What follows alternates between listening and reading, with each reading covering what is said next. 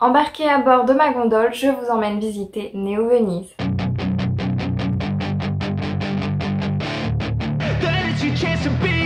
Hey kid, don't ever let them get inside your head. They'll tell you what to do in life instead of everything you know that you could get. Don't let them guide your life. Bonjour à tous, c'est Divine, je suis très heureuse de vous retrouver aujourd'hui pour une nouvelle vidéo où je vais vous parler de la saga Aria The Masterpiece, le manga connu, je l'espère, et si bien, et j'espère qu'à la fin de cette vidéo, vous allez découvrir ce titre. Je vous présente donc Aria The Masterpiece aux éditions Perfect de chez Kiyun. Il s'agit d'un shonen de Kozue Amano. Ce manga existe dans d'autres éditions, mais depuis 2020, il a été réédité chez Kiyun dans cette magnifique collection, dans cette magnifique édition. Et depuis, il n'est que dans cette édition, il me semble, et elle est sublime. J'aime beaucoup. Magnifique. Aria The Masterpiece se passe au 24e siècle. Akari est une terrienne qui arrive à Néo-Venise, Néo-Venise qui n'est autre que la planète Mars, construite sur le modèle de Venise. Elle est ici pour vivre son plus grand rêve, devenir Ondine. Pour cela, elle intègre la société Aria, tenue par un chat extrêmement intelligent et qui a comme unique employée Alicia, une Ondine hors pair. Cette saga de manga, pour moi, c'est un véritable coup de cœur, sincèrement. C'est un shonen d'une beauté autant à l'intérieur qu'à l'extérieur. Vous avez des couvertures magnifiques, mais vous avez également des illustrations colorées à l'intérieur qui sont sublimes. Petit exemple juste ici où vous voyez Akari, Alicia dans le fond et le directeur de l'agence, le chat. Vous avez également à chaque début de tome un espèce de calque comme ça absolument sublime et qui rend tellement bien, c'est très très joli.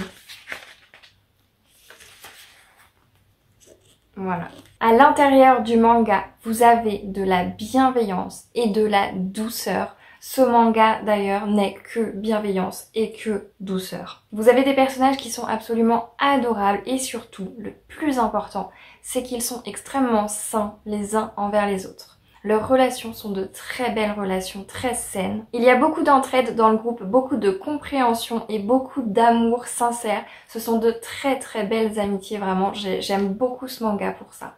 De manière générale, tout le manga appelle à la lenteur et au moment présent. C'est un rappel constant qu'il faut savoir profiter de la vie et que tout ce qui nous entoure est beau en absolument toutes circonstances. Mine de rien, c'est un manga qui est extrêmement poétique et doux. Vraiment doux. Je vous ai déjà dit qu'il était doux. Non, parce que vraiment, il est extrêmement doux.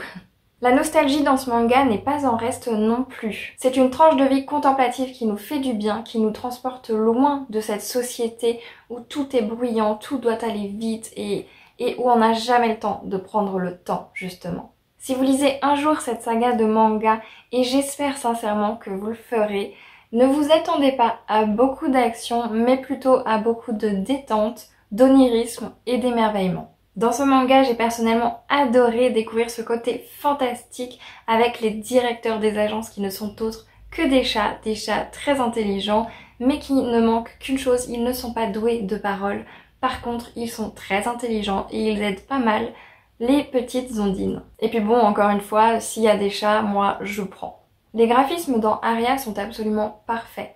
Ils sont agréables et apaisants. Ils sont donc en parfaite harmonie avec l'ambiance globale. C'est une histoire originale avec du fantastique, de l'humour, de l'amitié, beaucoup, et une planète avec un fonctionnement bien particulier où tout est bien huilé. Pour cette saga de manga, c'est vraiment difficile pour moi de vous donner le nom d'un personnage préféré parce que, pour le coup, je les aime vraiment tous. Ils sont attachants, bienveillants et portent de beaux messages. Cette saga est un bijou que vous devez lire absolument. Laissez-vous bercer par cette ode à la lenteur, au bonheur, à la contemplation pour un apaisement garanti. J'espère sincèrement que cet avis sur Aria The Masterpiece vous aura donné envie de la découvrir. J'espère sincèrement qu'elle vous aura également été utile. N'hésitez pas à me dire en commentaire si vous avez déjà lu cette saga, ce que vous en avez pensé, que ce soit positif ou non.